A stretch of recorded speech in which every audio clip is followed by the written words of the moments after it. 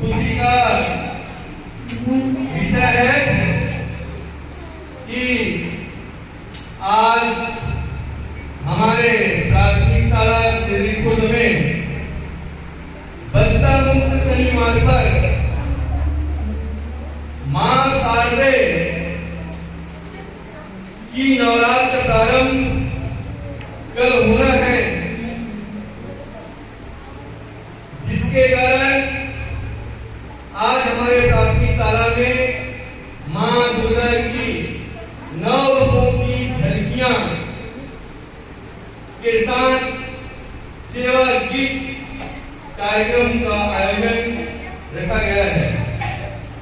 साथ ही साथ मैं बता दूं कि हमारे शिक्षा विभाग के कैलेंडर के अनुसार अक्टूबर माह में कुछ बिंदुओं पर हमें बातें करनी है, जिसमें है अंधविश्वास के प्रति जागरूकता। अंधविश्वास का अर्थ क्या होता है? जैसे हम खेत खलिहान में गए हैं, जंगल में गए हैं, हमें कोई भी विषैला जंतु सांप बिच्छू काट देता है, तो हम लोग क्या करते हैं?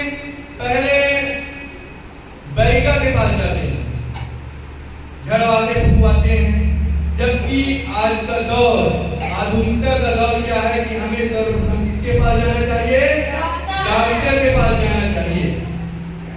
तो कई बार तो यह स्थिति निर्मित हो जाती है कि हम डॉक्टर के पास नहीं पहुंचते, पहले बैरिका के पास जाते हैं और अंततः वह पीड़ित व्यक्ति सही इलाज न मिलने के कारण से वह अपने प्राण को खो देता है, मौत को उसे गले लगाना पड़ जाता है। और हमारे समाज में विभिन्न प्रकार की जैसे बुराइयां हैं, जिसमें अंधविश्वास के अंतर्गत जैसे गांव स्तर पर देखते हैं तो टोनी, नजर लगना, तो इन सब बातों पर हमें ध्यान नहीं देना है। ये सब पुरानी बातें हैं। हम नए आधुनिक जीवन जी रहे हैं, आधुनिक दौर पर चल रहे हैं, तो हमें इन बातों पर हमें ध्यान नहीं देना है। अपने अपने घरों में इन बातों को बताना है कि यदि हमें किसी भी प्रकार के जहरीले जीव जंतु काट देता है तो हमें सर्वप्रथम कहाँ जाना है? डॉक्टर के पास जाना है। साथ ही दूसरा बिंदु है भूकंप से बचना। भूकंप से बचना मतलब यदि अचानक भूकंप आने वाला है, हमको यह आभास हो जाता है और भूकंप का तो कोई ठिकाना नहीं रहता, दिन में भी आ सकता है, रात में भी आ सकता है, बस में बैठे हैं तो आ सकता है, मोटरसाइकिल में बैठे हैं तो आ सकता है। तो हम भूकंप आने का हमें आभास होता है, तो हम भूकंप से बचने के लिए हम क्या तैयारी करेंगे?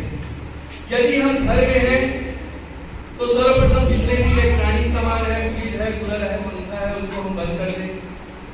जो शीशे का अलमारी लगा हुआ है, आईना लगा हुआ है, उसको नीचे रखें।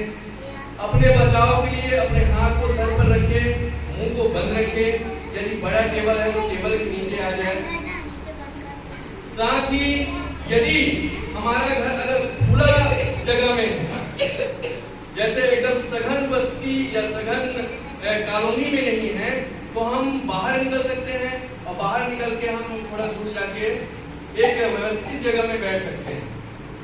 लेकिन कई बार क्या होता है कि हम शहरी इलाके में रहते हैं, डबल मंजिल घर बना रहता है, तो वहां पर रहेंगे तो हमें और ज्यादा छतरी खाना पड़ेगा, क्योंकि बड़ा बड़ा बिल्डिंग हमारे ऊपर गिर जाएगा।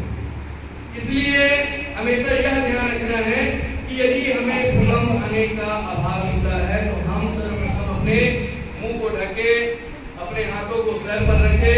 यदि बड़ा टेबल है तो उसके नीचे आ जाए, है ना? यदि सोए हैं तो तकिए को अपने सर के ऊपर रखें। इन सभी बातों को हमें ध्यान में रखना है।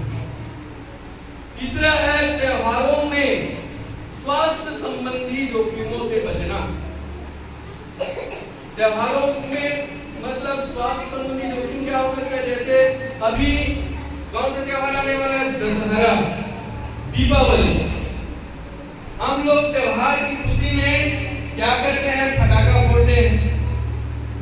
अभी रावण जलाने का काम करेंगे, तो पटाखा फोड़ना गलत बात नहीं है, उत्साह उमंग मनाना गलत बात नहीं है, लेकिन उस उत्साह को मनाते मनाते हमें अपने खुद का भी ध्यान रखना है ना।